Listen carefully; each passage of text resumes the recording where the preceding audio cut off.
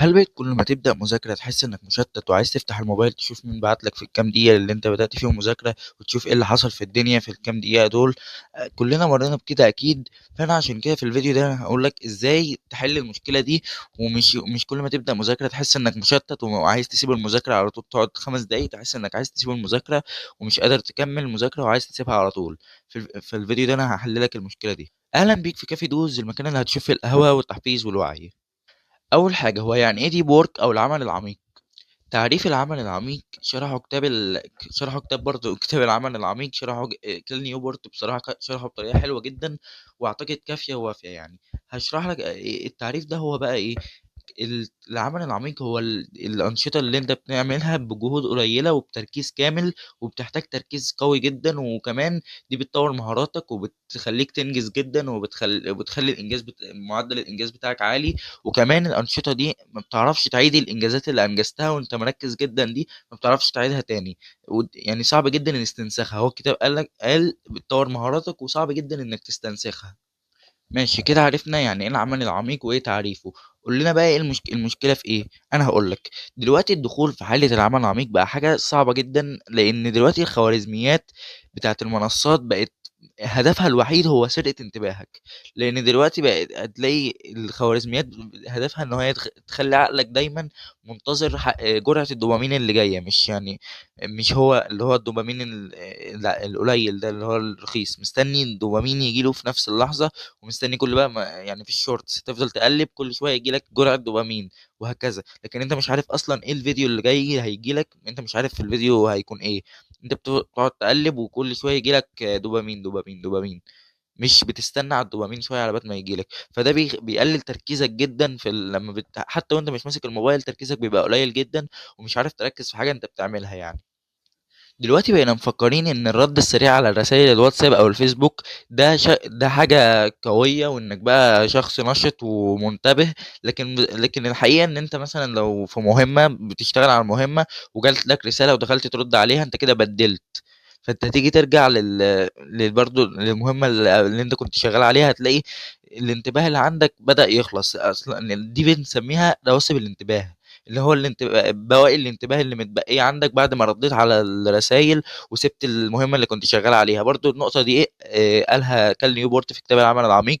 قال ان انت لما بتسيب المهمة وتروح ترد على ايميل او ترد على حاجة بعيد، انت المهمة دي بتنسى اصلا، وبتبقى صعب انك ترجع في حالة التركيز دي. فلازم لما تخلص المهمة يبقى رد على الرسالة، يعني الرد مش هيطير، هترد عادي. غير ان دلوقتي بقينا بنستهلك طاقتنا في حاجات تافهة جدا وقرارات تافهة جدا، زي مثلا اتفرج على الفيديو ده ولا لا، ارد دلوقتي على المكالمة دي او الرسالة دي ولا مش لازم، وهكذا. انت كده بتستهلك طاقتك في حاجات ملهاش لازمة، يعني مش محتاجة تفكير. انت عايز ترد رد مثلا على الايميل، مش عايز ترد سيبه كمان شوية. عايز تتفرج على الفيديو ده اتفرج، مش عايز ما تتفرجش. مش هتقعد تفكر وتستهلك طاقتك، وبعد ما تيجي تقعد في جلسة العمل العميق تلاقي نفسك ما عندكش طاقة ان انت تشتغل، ومش عارف تركز، ما طاقتك استنزفت، قوة الإرادة اللي عندك استنزفت، مش قادر تركز في العمل العميق اللي انت عايز تشتغله، مش هتقدر تخش في حالة الديب وورك.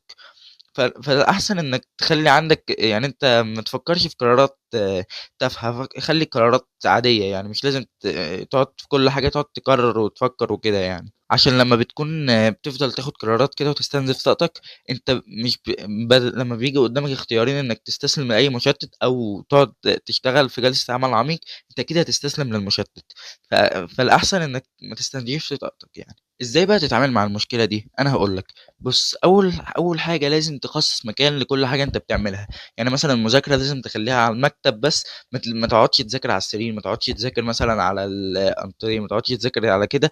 ذاكر على المكتب، خلي المذاكره على المكتب، خلي القراءه مثلا كرسي مخصوص للقراءه مع القهوه مثلا كده. انت مثلا بتشرب قهوه الصبح عايز تقرا، تقعد تقرا في مكان مخصص وانت بتشرب قهوه مثلا، وهكذا. لان ده بيخليك تدخل في حاله الفوكس او الديب وورك، وما تبقاش حاسس إنك عايز مشتت وعايز تقوم، لأن ده المكان ده بتاع الحاجة دي، مش هتبقى عايز تعمل حاجة تاني وأنت قاعد في المكان ده، هتحس إنك لو عملت حاجة تاني أصلا هتحس بحاجة غريبة. برضو النقطة دي أكد عليها كتاب العادات الذرية في الفصل بتاع تجديس العادات، إنك تجدس العادات ورا بعض. قال وأنت بتقول مثلا هعمل العادة دي بعد العادة دي بعد العادة دي، لازم تخصص كمان مكان لكل حاجة. هو خصص لها حتة صغيرة بس كمان يعني أكد عليها، وإن النقطة دي مهمة جدا في الديب وورك والتركيز العميق. ولازم كمان تعود على نفسك على الملل. يعني ايه؟ يعني انا هقول لك، لازم اول ما يجيلك ملل تتقبله، مش تجري على التليفون وتقعد تتفرج عليه.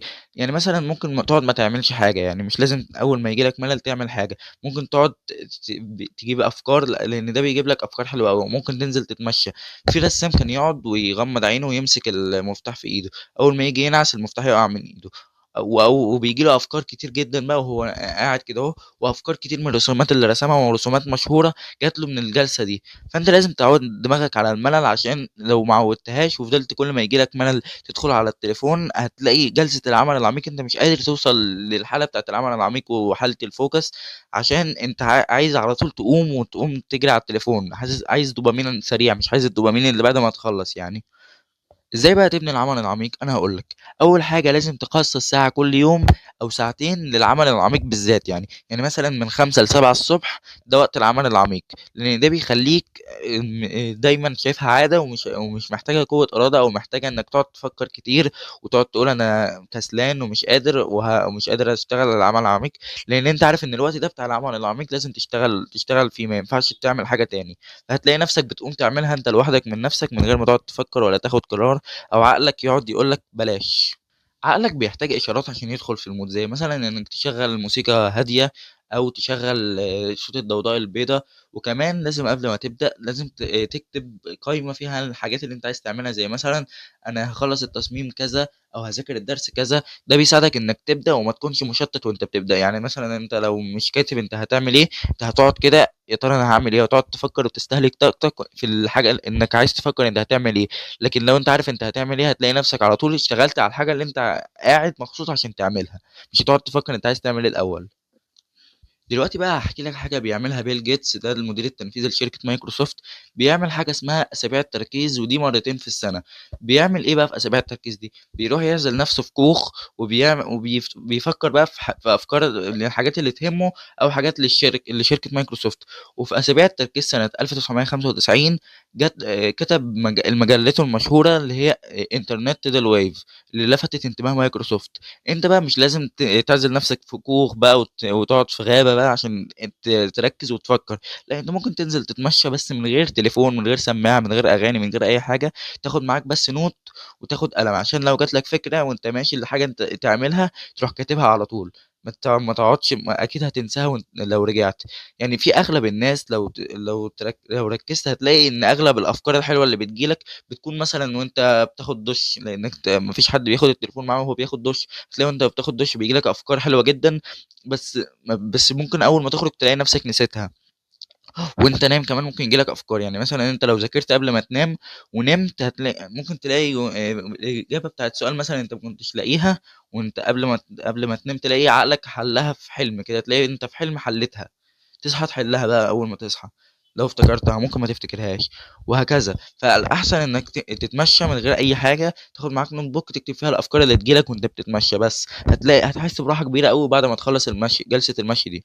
الخلاصة إنك توصل لحالة العمل العميق دي مش حاجة مستحيلة، لأ أنت بس محتاج تحسن بيئتك وتبعد المشتتات وبس. بعد كده هتوصل للحالة دي.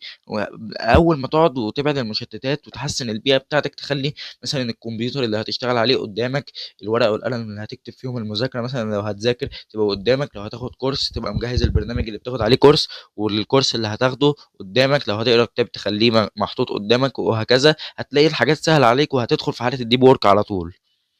قبل ما ندخل على فكرة المقولة، حبيت أرشح لك طبعا الكتاب اللي فكرته اللي اسمه هو فكرة الفيديو اللي احنا بنعمله دلوقتي، وهو كتاب العمل العميق.